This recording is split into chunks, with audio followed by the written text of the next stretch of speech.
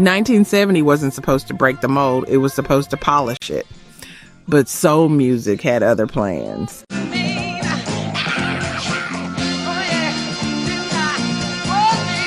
A blind teenager was seizing control of his own destiny.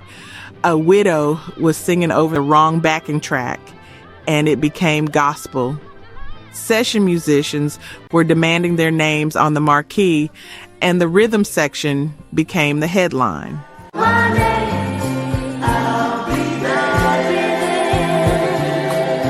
These weren't the smooth, polished sounds of the 60s anymore. This was soul growing teeth, rebelling against its own rules, discovering that desperation and restraint could outpace polish every time. 13 artists walked into studios that year and refused to play it safe, but only one of them changed everything.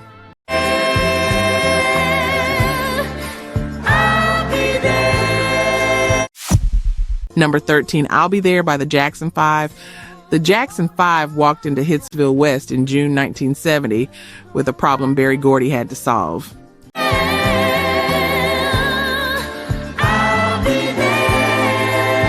The label wanted a slow ballad from their teen dance act, a radical move that risked everything. 'Cause if he doesn't, I'll be there. Gordy knew the Beatles had just broken up, leaving a vacuum in pop music that nobody else dared fill.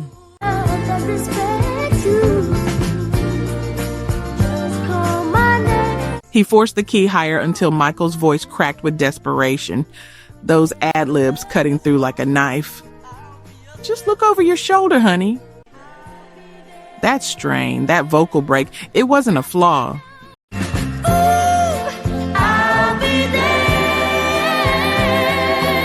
It was the sound of a 14-year-old boy becoming a man in real time. I'll be there to protect you. The track landed like nothing else on radio that year, and suddenly everyone wanted soul music with teeth.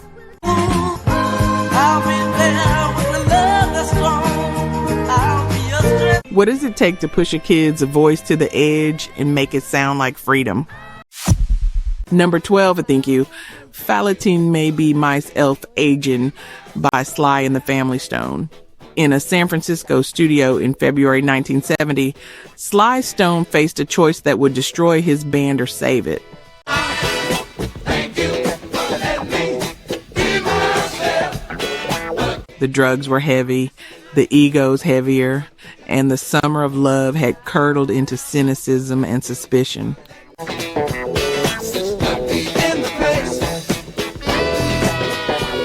Larry Graham's thumb found the bass strings and invented something nobody had heard before, a slap bass pulse that felt more like percussion than melody.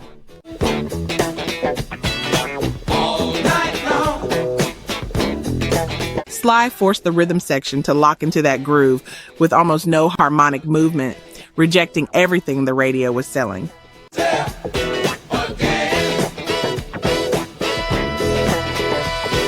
The song became a trance, hypnotic and raw, the kind of track that made you feel like you were dancing in a burning house.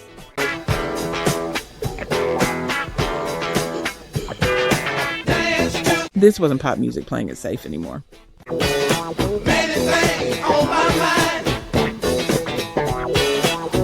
This was the sound of a generation rejecting its own parents' optimism and building something darker and truer from the rubble.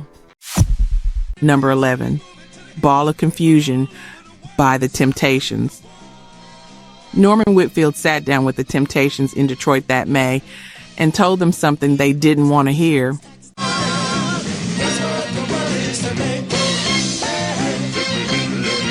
These legendary vocalists, these men in sharp suits who had perfected the art of harmony, were about to be buried under layers of psychedelic guitar and raw political fury.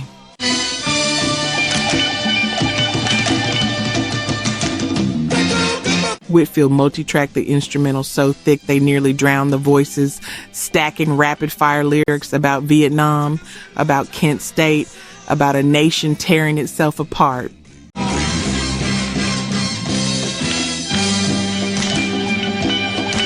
The vocals became just another instrument in his electronic landscape, not the heroes, but the scenery. In the summertime, and all the people. Some of the group wanted smooth ballads and standing ovations, but Whitfield knew the moment demanded noise and discomfort. Eve of destructions, tax deductions. City inspector. The track hit radio like a brick through a window.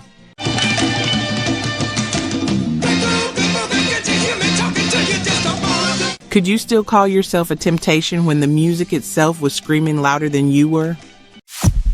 Number 10, signed, sealed, delivered, I'm Yours by Stevie Wonder. In June 1970, Stevie Wonder sat behind the control board in Detroit and made a decision that would change everything.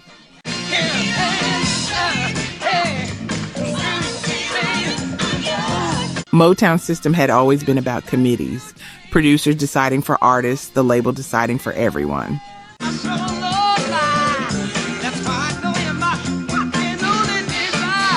But Stevie's contract was expiring and he had something to prove.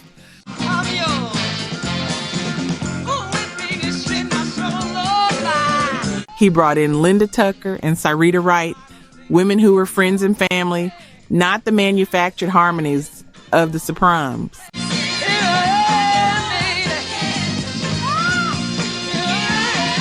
For the first time in his career, he produced himself, shaped every sound, made every choice without asking permission.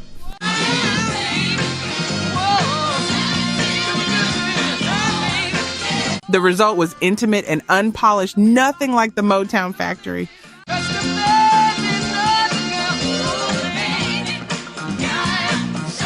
This wasn't rebellion against the label. It was something bigger. The moment when singers stopped being singers and became auteurs, artists who owned their own vision.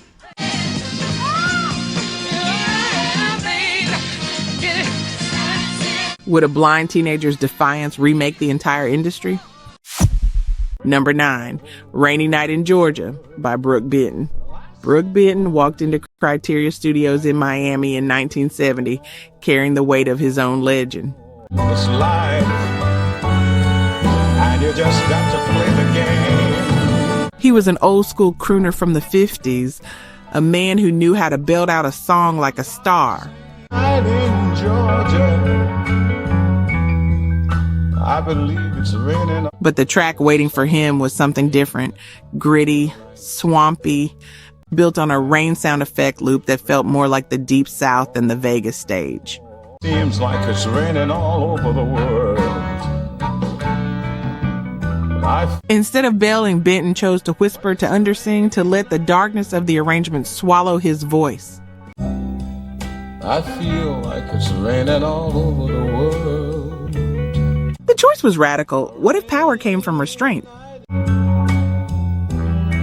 It seems like it's raining all over the world. What if a legend could disappear into a song instead of dominating it?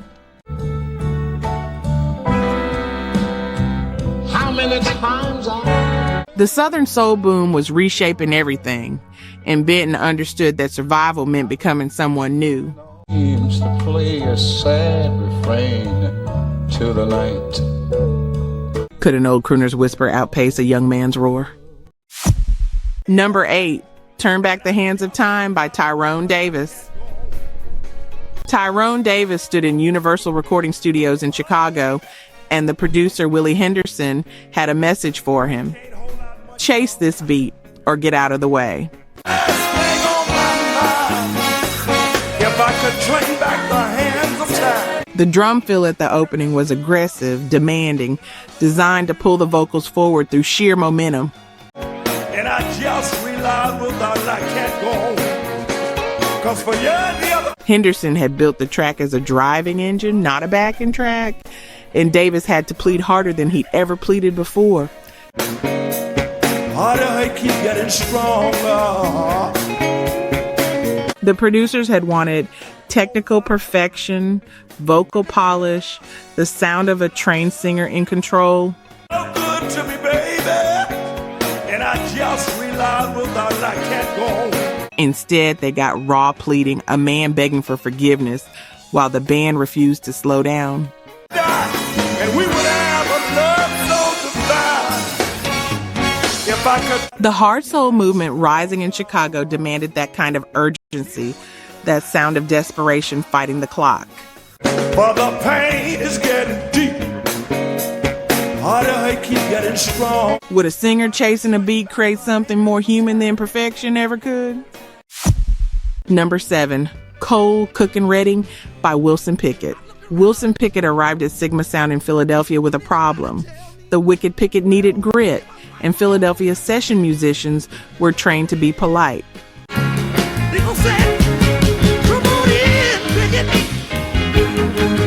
The song itself was a literal tribute to the dead legends, Cole, Cook, Redding, men whose absence had left a vacuum that nobody had filled yet.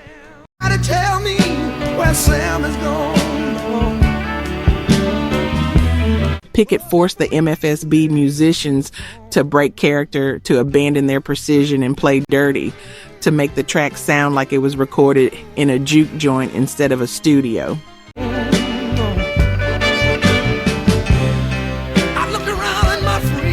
The contrast between the song's reverence and the track's raw energy created something electric, a eulogy that sounded like a riot. I got to leave you one day, but I'm not worried about it. This wasn't smooth soul music anymore. That a change was gonna come. Oh, before he... This was the sound of a man refusing to let legends die quietly.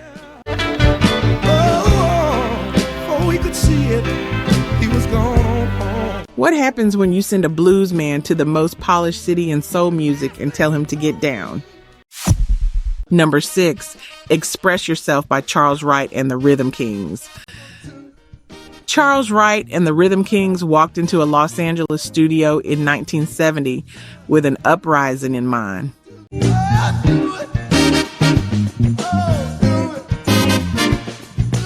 These were session musicians, the backbone of 1,000 records, and they were tired of being invisible.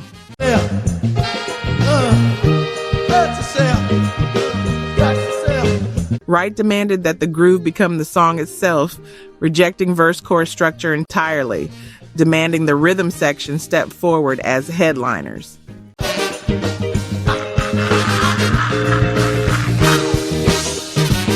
The ad-libs were improvised in the moment. What you look like when you're doing what you're doing? Pure expression without script.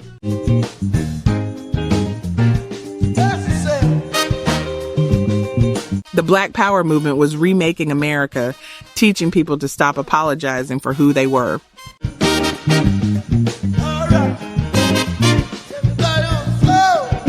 This track was that philosophy set to music. Rhythm as identity, groove as revolution.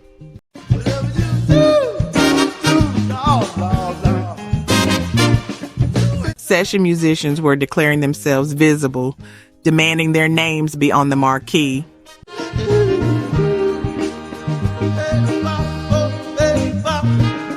When backup musicians become the main event, who are you really listening to?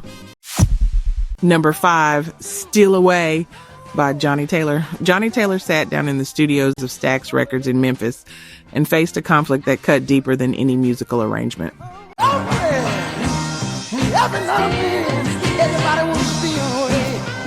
He was a gospel singer, a man trained in the church, and the song sitting in front of him was about adultery, about real-life sin that the gospel world didn't acknowledge.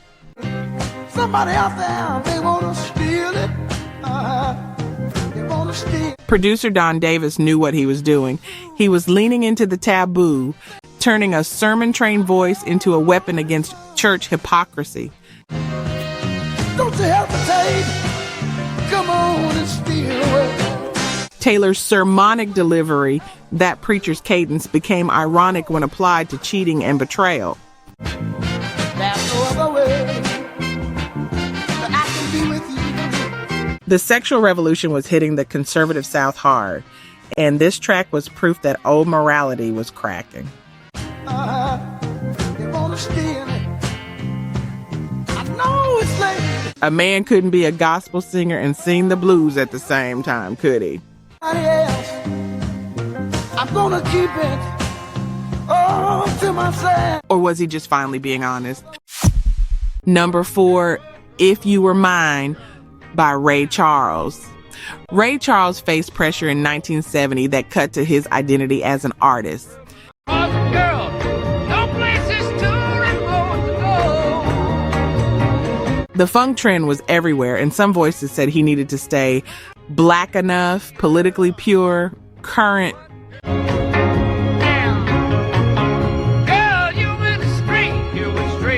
Instead, Charles walked into the studio and recorded a soft country ballad with a pedal steel guitar, something you almost never heard in R&B.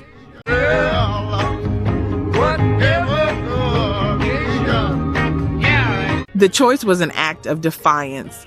He would not be trapped by the movement's expectations, would not apologize for his range or his past.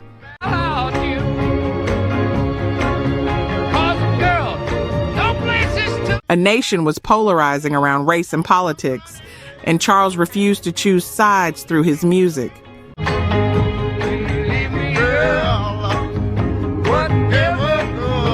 He chose freedom instead, the freedom to sound like anyone, to play any genre, to belong everywhere and nowhere.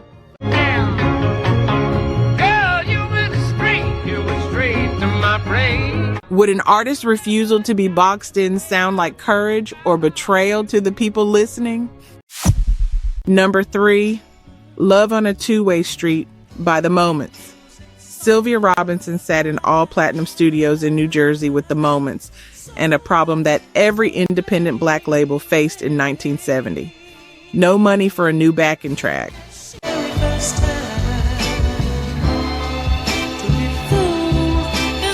She had a pre-recorded tape lying around, originally cut for another artist, wrong key and wrong tempo.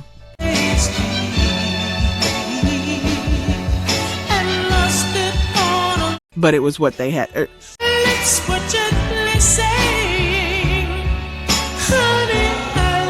Robinson forced the group to sing over that recycled tape anyway, demanding they bend their voices to fit a track that wasn't built for them.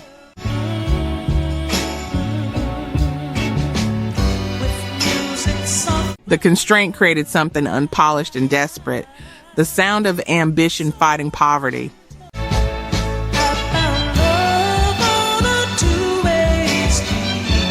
This was the hustle of the independent black label era, taking what you had and making it work through sheer will.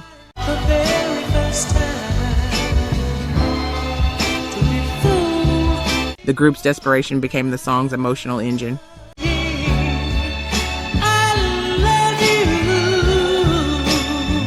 What does ambition sound like when you're literally singing in the wrong key? Number 2, Don't Play That Song by Aretha Franklin. Aretha Franklin walked into the Miami studios in 1970 carrying the memory of Ben E.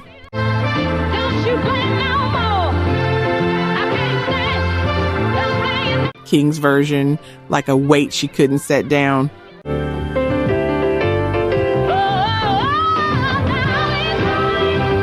But she sat down at the piano herself, playing heavy gospel chords that had nothing to do with what came before.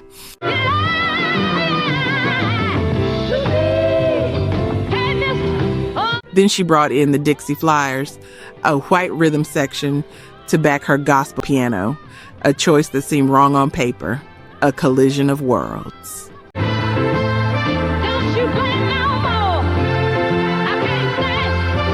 But it created something that belonged to nobody and everybody. A woman reclaiming a song through the language of her church, backed by players from a completely different tradition.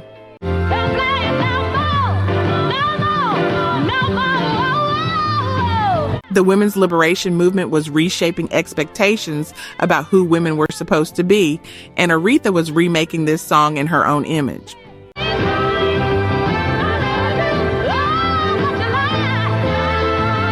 Could a woman's defiance to own her own legacy remake a song forever?